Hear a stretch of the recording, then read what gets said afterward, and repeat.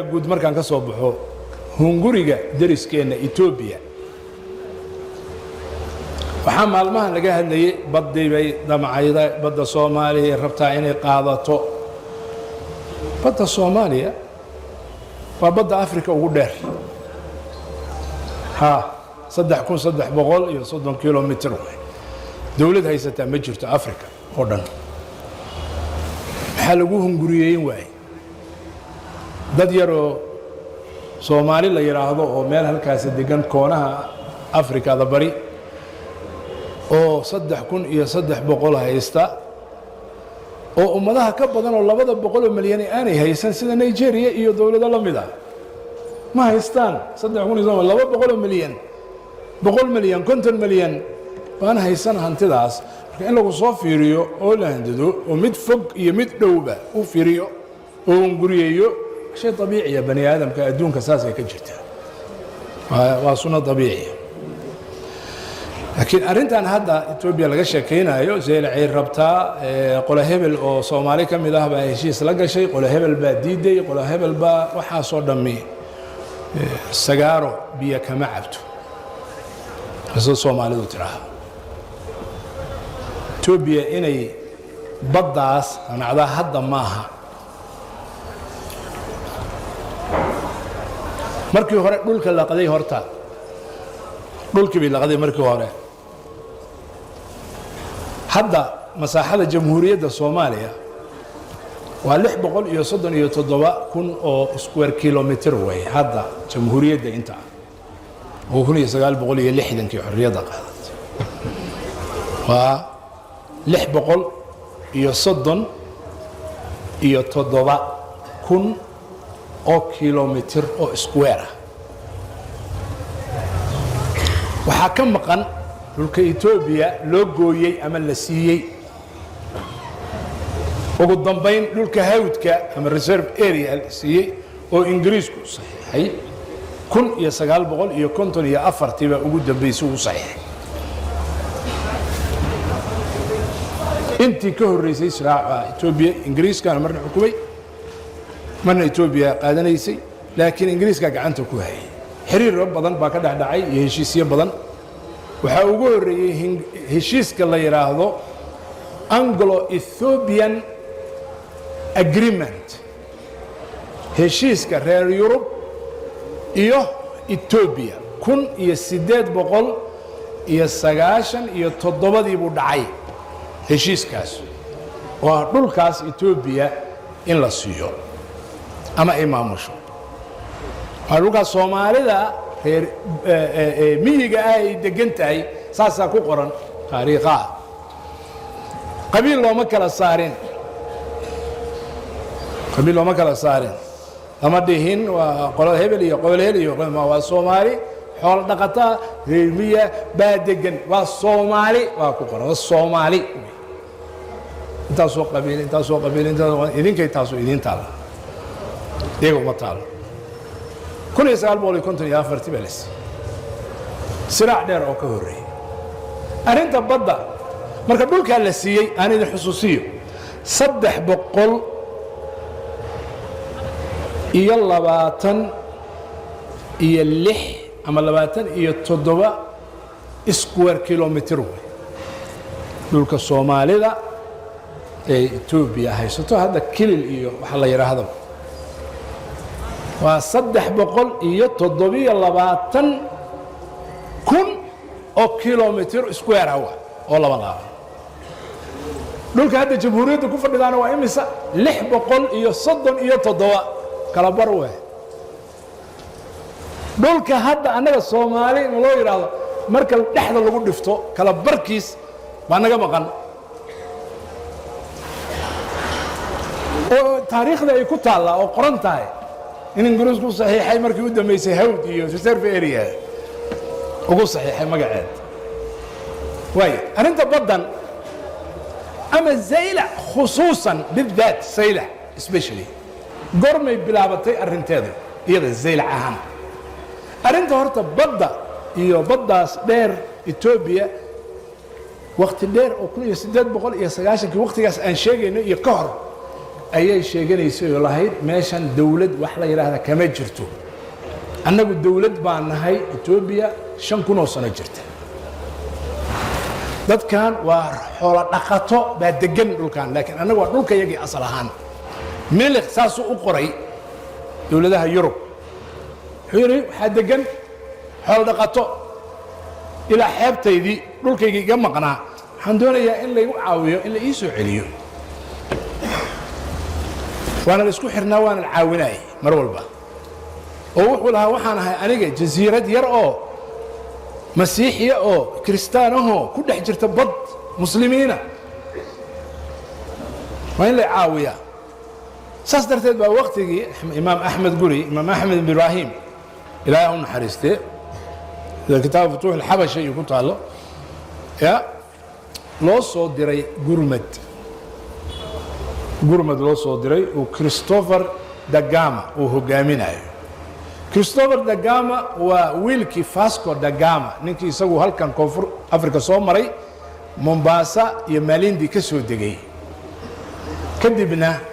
u gudbay India iyo Calcutta ninkaas waxa la yiraahdaa oo kutubta taariikhda anaga waa loo dhigay Soomaaliya English for East Africa waa loo dhigay waxa la oranayay wuxuu ahaa discoverer yani nin dhulka badmaax dhulka iktishaafaya xaqiiqadu saas ma ahayn oo ahaa nin kaniisada laga soo diray Portugal kaniisada Portugal laga soo diray qisiis buu ahaa baadari buu ahaa Vasco da Gama muslimiinta dhulkooda inuu soo ikshaafiyo iyo wadadii laga mari lahaa ee lagu qabsan lahaa ayaa loo soo diray khiyaanadaasuna way dhacdaa marka hore heshiis yar lagu tuuraa qof waxa lagu soo diraa lagu leeyahay waa wuxuu ka shaqeeyaa NGO iyo kadib ka shaqeeyaa ma waa baadari ama jaasuus dhulkaaga iyo dadkaaga la raba inuu soo dirso soo ogaado meelaha cawradaadu tahay oo laga soo gali karo kadibna uu noqonaa riboodka markuu dhiibo qabsashadii baa ku xigta saasaana dhacday oo xeebahan Portugal markii Vasco da Gama uu ka noqday safartiisii ayaa ciidamadii soo digeen Portugal ilaa iyo Soomaaliya xuduudeedana waa kuwii qabsaday iyo markay cadale iyo tagay dhulkan Malindi iyo dhulkan maaragtay Mombasa iyo dhulkaasna waa kuwii qabsaday marka xagga wiilkiisii waaye ninka loo soo diraayo xabashida inuu gurmad u noqdo oo Ahmed Guri أحمد بن إبراهيم كتبت عربت الوقرة الأشول وقري قرن بلد على الأشول يا لوجو صدري مركا يلا دولك سا أمقنا دولهان كلابر دولك هذا أن شوفنو كلابر كيس وبقية إثيوبيا لسيء بدأ رنت هذا حياته ساسي تاريخ أسوس سعودي لكن مدان عصب قرمي بلابتي وزيلع مقعد للسوق هذا زيلع مقعد سيده مصادر تاريخيه او قران انت انك اخريي وحي بلابتي حيل ثلاثه بلاوي كن iyo 900 iyo 30 iyo 4 كن iyo 900 iyo 30 iyo 4 ayu ingiriiska waxay gaarsiiyeen inay rabaan 100 mayl ama 160 kilometer oo xeebta Saylac 160 kilometer ilaa dhulka ay degaan qabaa'ilkan Soomaalida oo gudaha ku xiriirsan khaasatan qabaa'ilkan Ciisaha iyo Gadabuursiga ay degaan oo ku aadan meeshaas saas ay ugu qorayaan meesha ay degaan Ciisaha iyo Gadabuursiga Soomaalida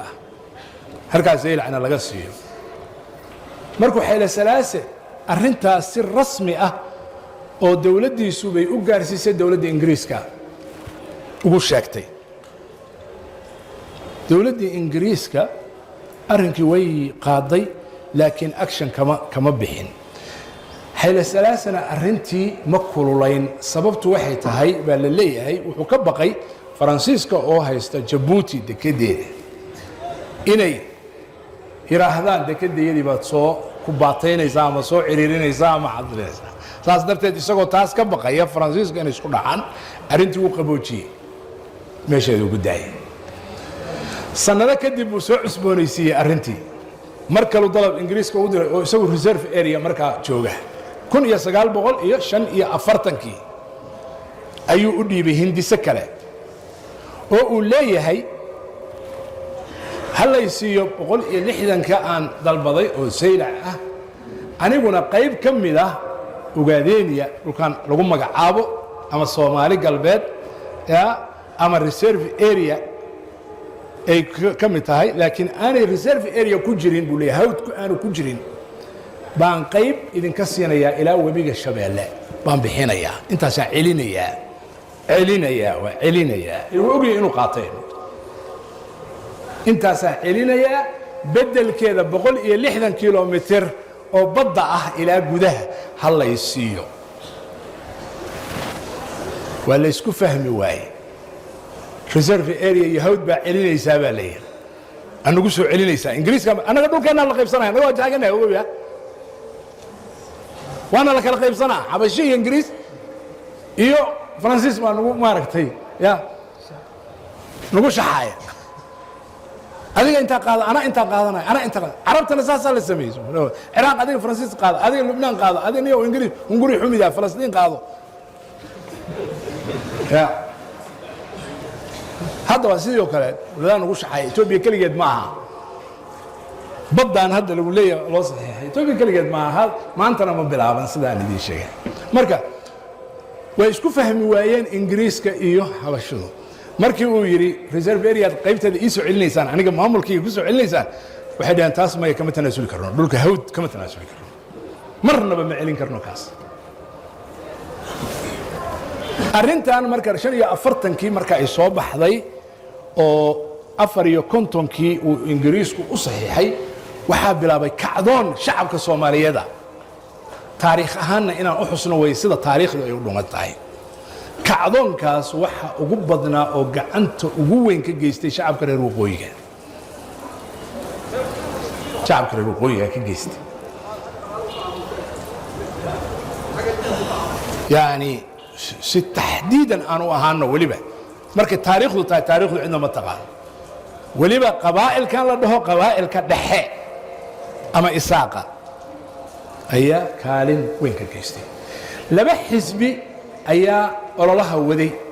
Israel oo koonfur iyo waqooyiba ka jirtay Israel waxay ka bilowday mudaharaad xamar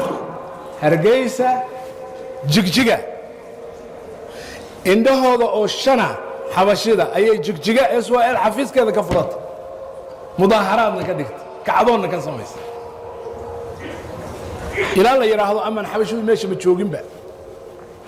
nimankan Soomaalida ay sida ay kacdoonka u sameynayaan ilaa baadiyaha la imbaar wargaray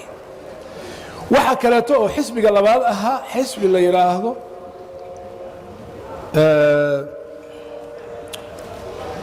USF United Somali Front nin la yiraahdo Michael Maryam ayaa madaxda ah waa nin Soomaaliya laakiin magaciisa sida ka muuqda aad aragtaan diinta Kiristaanka haysta laakiin wadaniyada Soomaaliyeed ay ku jirtay Soomaali buu ahaa ahadu wax kasta Soomaali buu ahaa le taariikh ila gaalada xataa way ku jiraan dad naasixiin ah moogtay nabiga kaleey salaam siiradiisa marka akhridaan khuzaaca waxa lagu leeyahay waxay naseex u ahaayeen gaalkooda iyo muslimkooduba nabiga kaleey salaam bay naseex u ahaayeen فتح مكة إيجا سبب وها حلف وحي لها يا النبي عليه الصلاة والسلام إيجا قالها أنت ضبط مركا لما حسب دقال أبغى بيك قالين إسرائيل SUV على كل حال دقال بدن بالغ قالي مرر بدن بيوحي قلقلين لكن waxa uu lagu guuleystay waxa weeye Soomaali weyn bay ahayd waxa ay u tartamayeen labadaba ku dirirayeen Soomaali weyn وكو سيكتay ingiriisku يعني بريشرkaas ay sameeyeen Soomaalida iyo shacabkeedu inay gilgilaan ingiriiska oo heshiiskaas ka noqdo laakiin markii dambe xil salaase laga iyo Menilik ka horeeyay waxay la galeen Mareykanka la xirteen 1945 baa ugu horeysay xiriirkooda adag iyaga iyo Mareykankuna marka dagaalkii ugu guuleystay adduunka labaad wuxuuna kula kulmay Masar boqorka Ethiopia Masar buu kula kulmay لأنه روزفلت halkaasuu yimi isla mar ahaantaas boqorka Sacuudiguna waa meesha kula kulmi doono marka halkaasuu kula kulmay arrimuhu u geystayna talabaadkiisa waxa kamid aha Ingiriiskana iga dhiciya idinkuna waxay la qabtaa hadaad tihiin Mareykan halkaasana xiriirka Ethiopia iyo Mareykanku ka xoogsaday markii dambe ka bilowday inay dawladda Ethiopia xoojiyaan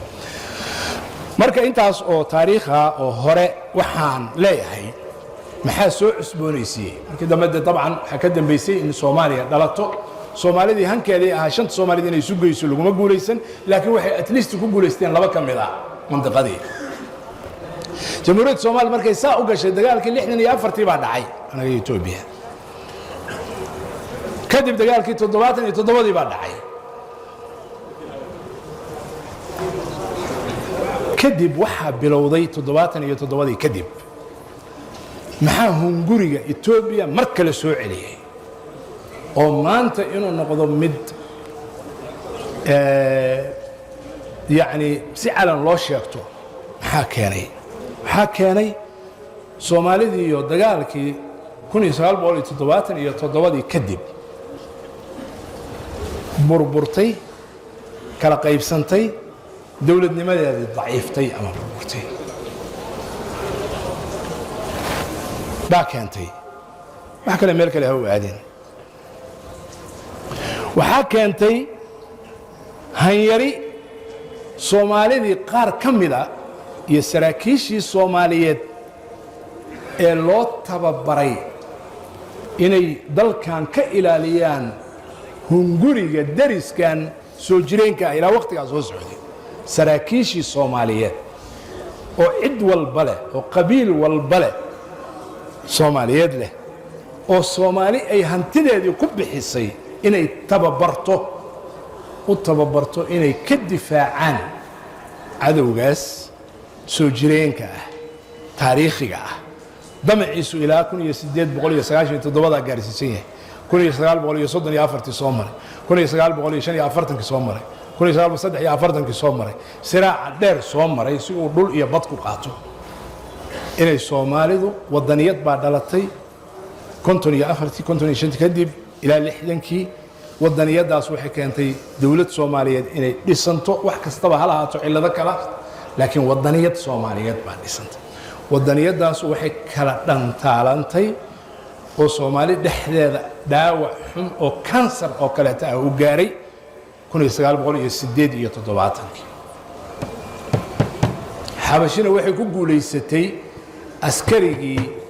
loo tababaray Soomaaliga ahaa taariikh ahaan ku cabaysnaa inuu dhulkan difaaco inay xagga intay soo marayso oo xagga ka soo jeesto waxay kale ku guuleysatay Soomaali dhexdeeda عداوة كجرت أما قبائل أما إسدل كجرة إلا المسلمين توا إسدلال قبيلة مسلمين توا إسدلال وإن طائفتان من المؤمنين اقتتلوا قرب كلوا الدلي هذا كما زولين إن المسلمين مؤمنين دلكو كما صارين إسلام نمضي كما صارين مركا لكن كبحي صومالي ذا قار كمذا وسراكيشيدي وليبا كميدا سراكيشيدي حكبخدي هدفكي با كلومay jihadii ba kalluntay waxa iskaga qaldantay cadaawadii gudaha Soomaalida ay iska haysatay iyo cadaawadii Itoobiya soo jireenka ah istiraatiijiga oo tartankeeda iyo hungurigeedu uu taxay yahay ilaa waqti oo aanu Soomaali kala jeclayn qabiilkay tahay iyo ciiday tahay aanu kala jeclayn isugu mid taas iskaga qaldantay markaasay iyagoo Soomaali kale to ay ishayaan bay waxay moodeen in Itoobiya u heelinayso mana aha xaqiiqo ma Itoobiya idna uma heelisa danteeda u heelisa ila Menelik ila Haile Selassie ila Mengistu ila kii ka dambeeyay ila kan hadda jooga wataxanta waxay ka shaqeeyaan danta Itoobiya u heeliyaan Soomaali uma kala heeliyaan Soomaali uma kala heeliyaan wathaa'iqda taariikhda xusaysa ilaa iyo hadda dawladda Imbagati lagu dhisay habeenka Imbagati lagu dhisaayo oo ay Itoobiya taageerayso dawlad Soomaaliya Imbagati lagu dhisaayo isla markaa mucaaradkii dowladdaas mucaaradi lahaa bay hubka isla habeenkiiba u raraysay wax xaqaa'iq jiro xaqaa'iq jiro waa qoran kanay soo dhisi kana waxay leeda ku dhifo marka Soomaali ma kala jeclayn waxa burburtay marka meeshii ka baxday khaasan saraakiishaas loo tababaray inay Soomaali iyo dhul Soomaali iyo ummad Soomaali iyo diin Soomaali difaacaan inay Itoobiya ka soo jeestaan waxa baabaaday wixii khiyaanada la oran jiray macnaheeda ilaa intaas khiyaanahay Soomaalida ilaa taariikhdaas Axmed Gurey xabashi qof ka soo jeestata khaa'im buu ahaa خايم هل قصة إلي شيء حديث هل حديث إلي شيء هل آيات كلية إلي شيء لما مسألنا الدين وعقادة ودين مع سياسة دول كمسلمين أما فلسطين هنو أما إنديا هنو باكستان هنو صوماليا هنو دول مسلمين تو ديق قضاديين ودين تي إسلام كالوغو داخل oo muslimiin ku beermeen waa waqaf masaajidkan idima yeelan kartaa maya qofkaani ma yeelan karaa maya ma la iibin karaa maya waa sida masaajidkan oo kale waqaf wey waa dhul muslimiintu leeyihiin oo waqafa qofna ma iibin karo qofna ma beecin karo qofna ma hiibayn karo intaasaan ku siiyay xataa ma dhihi karo muslimiin oo dhan baa leh ووقف لقوم تصرفي كره أنا إيبي أنا بحيي أنا سبيي بجرته تسوى قضب وين أوقاتن مثل الدين إني تعمل سلاد الله بعض وحوي النبي عليه الصلاة والسلام من أصحابتي استكمل أيوه وحو أدري إن من يهود ومدينة للدجناء نمن كان أرنبو وجود دري أبو اللبابة الذي جرى صحابي قاس أبو اللبابة الذي نمن كانوا الله سبحانه الله أما أسود دقو والنبي عليه الصلاة والسلام وجود دري وحيكون يراهدين مركو أتجا نمن كي لأن من يسيقانين أو حلفي أهنجرين وعي وحيكون يراهدين أبو اللبابة ما واحد الله يسأل النبي عليه الصلاة والسلام إنه يعني arrintan uu serious ka yahay oo nadilayo oo hadaan arrintan diidno ama heshiiskan aan diidno inuu dagaal nagu qaadayo ama nadilayo waxa ka dambeeyay arrintan Abu Bakr sirti nabiga kaleey salaam ma fakin mana hadlin laakiin waxa ka dambeeyay markay ilaahdeen saasuu yiri qoorto farta saahulka umriye bas wuxuu leeyahay Abu Lubaba meeshaydii anoo fadhiya oo aan wali ka dhaqaaqin ayaan ogaaday inaan Ilaahay iyo rasuulkiisaba aan khiyaano waan sirtiisii fakiyay nabiga kaleey salaam oo nima kala damacsan kadibna tiirka masjidku yimi waa isku xiray ilaa nin iimaan eriya ayneenaya Ilaahay wuxuu soo dejiyay yaa ayuha alladina aamanu لا تخونوا الله والرسول وتخونوا أماناتكم وأنتم تعلمون مؤمنين إلهي الرسول كيسا هخيامنين أمانة اللي إذين ديبتين لأن سرت مسلمين يقول كوضا يدقال كوضا يأسرار كوضا وأمانوا هخيانين إذين كو أقولي واعلموا أنما أموالكم وأولادكم فتنة وأن الله عنده أجر عظيم لبدا أيود نكاسي كسو ديكتي سومالي مركا دحديد waxa xabasho darinteedu socday markii ay ka baxday meeshan ka baxday dad badan oo Soomaalida kamid ah ya inta Soomaali ka tagto oo qabiilka laba qabiil oo Soomaali oo ishaya oo dhaxdooda ka dirireen oo muslimiin ah oo wax ku diriri kara dhul iyo ceel iyo biyo iyo waxaasay ku dirireen masaalix adduunka ku dirireen diin kuma diririn dhulka kuma diririn Soomaalinimo kuma diririn taariikh kuma diririn waxba la isku qabtay waxba iga qaaday waxba iga dishay waxba iga dishay waxba la isku qabtay markay kala mid dhigeen inay Ethiopia la kala safan karaan ama ay u kala hiilinayso maalintaasay dhinteen Soomaalida ilaahayna waa ku ciqaaba welina ciqaabteeda way socotaa qofkii khaa'inka ahaa oo saa sameeyana Soomaali dhexdeeda qabiil walba ninkeedu haliyay buu ka noqday agteeda haddaan been sheegayo ugu qabsada waa haliyay intuu xabasho tago reer bay isqabanayaan reerkaasu ragga iyaga ka taga oo Itoobiya u taga oo hub iyo ciidan ka soo qaata oo qabiilka kaleeto ama dadka kaleeto kula dirira waa haliyeeyo mujaahidiin